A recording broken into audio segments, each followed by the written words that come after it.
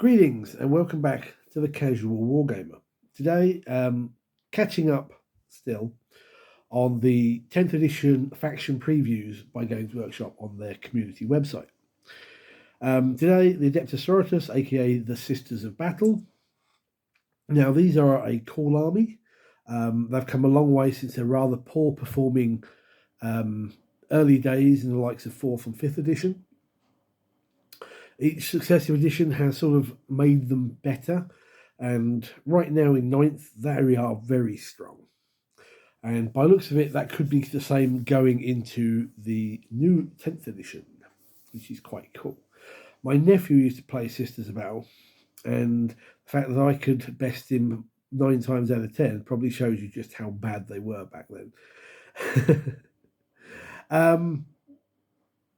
Their whole sort of shtick, as it were, is the miracle dice, their faith dice, where they can roll, and whatever the numbers have got, they can put aside, and whenever they need a dice for a number, they can just go, I'm not rolling, I'm having this number. It helps them pass the likes of leadership tests, invulnerable saves, vital armor saves, pardon me. It's an interesting mechanic. The army itself, I find, has no inherent thing.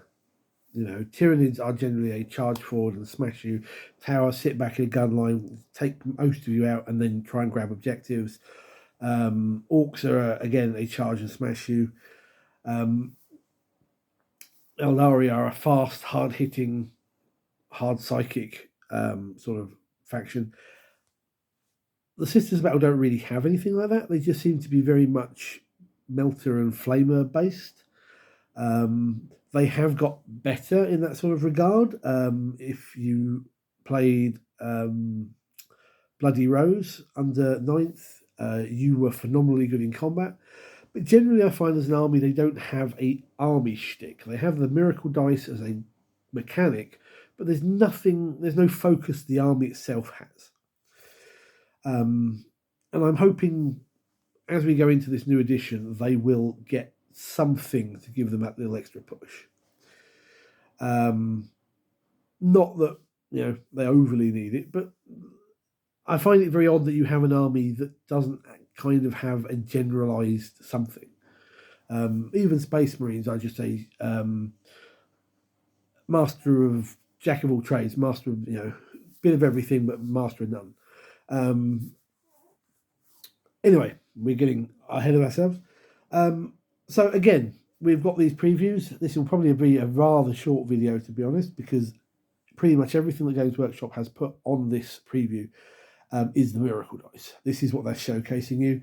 You gain the miracle dice at the start of your turn, and each time one of your Sororitas units is destroyed, you roll a dice and you keep that number. That's their Acts of Faith army rule. And basically they have this huge block of text, but essentially you can pick one of those dice if you wish, instead of rolling, and you can use it for advanced, battle shock, charge, damage, hit, saving throw, wound. If you roll, say, 2 dice for something like a charge, you only replace 1 dice. We get showed the detachment rule for the Hallowed Martyrs detachment.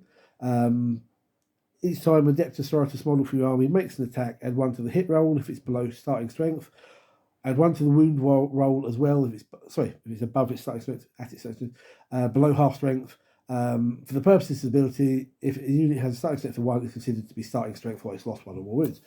Okay, so basically they're getting better as you impact a unit. They get better shooting and better to wound. You're going to kill them, they're going to take their revenge on you. This is the whole martyrs thing. That's quite nice. Not game breaking, but suitably good. Now we got 2 unit previews. The Triumph of St. Catherine. This is a really weird model unit thing. I've never seen anybody play it, not in the real world, not on battle reports online or anything like that. It's just weird. At the moment, under 9th, I'm guessing there are better options to take rather than that. But this looks quite interesting. It's not amazing. It's just a group of people standing around a box full of ancient relics. But the nice thing about it is, instead of having a sub-faction like we have at the moment, 6 of them are on this in this box of relics, and in your command your command phase, start of the battle round. Sorry, you select 2 of them to be in effect until the start of the next battle phase. You've got your Fiery Heart, which gives you if that unit is destroyed, the miracle dice you gain as a result is automatically 6. Now, all these are to do with being within 6 inches of the Triumph of St. Catherine. You've got Sacred Rose, which increases your leadership by 1. The Eben Chalice can form any number of acts of faith instead of just 1.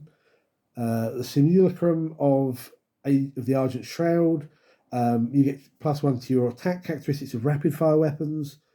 Valorous Heart, Feel No Pain 6+, and Bloody Rose, melee weapons equipped have the lethal hits roll. I quite like this as a mechanic, because even though we may not have sub-factions, you get to still do what you would have done now. Because nothing stops you, from my reading of this, is picking the same ones over and over again if you really wanted to. I think the point of it is that you take the 2 that are most suitable to you at the time, rather than going, well, I'm playing Bloody Rose, so I'm always going to have Bloody Rose. You're not going to need it first turn, I'm sure.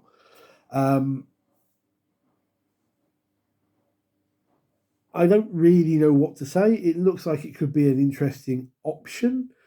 It might now be something that's worth playing. I don't really know how it works under 9th, as I said, having never faced it. But you never know, maybe this will start to see use. It looks all right as is. It's not something that's going to be charging up the battlefield, firing and stabbing, by looks of it. But you're going to use it to buff your units on the way forwards. Not bad. A bit different. And then we get the Battle Sisters squad. Now, I have to be honest, normally when Games Workshop put these little previews up and they put the basic troop choice, or battle line as they now call it, up, it's generally not that great. Troop choices are often your little tax before you can take anything else. It's the old HQ and 2 troops sort of thing. However, in the case of the Battle Sisters squad, again, you look at the weapon options, nothing amazing, it's what they've always done, but they have this nice little rule here, 2 to be honest. They have cherubs, and once per battle after the unit has performed an act of faith, you gain a miracle dice. And Defenders of the Faith, at the end of your command phase, for each objective marker you control with 1 or more units from your army with this ability on it, or in range of it, you gain a miracle dice. So I can actually see this being one where, in theory, you want to take a load of Battle Sister squads as your primary, as your core, because it's going to generate you a shed load of miracle dice. And the preview basically says to me, again, we haven't seen the entire book, we haven't seen everything about them, but it looks to me like this army is now going to be more about the miracle dice than it currently is under 9th. It's going to be about not only going for those objectives, it's going to be about getting as many miracle dice as possible, so you can just go, I've got this and I passed my test, I passed this test, I passed my armor save, whatever.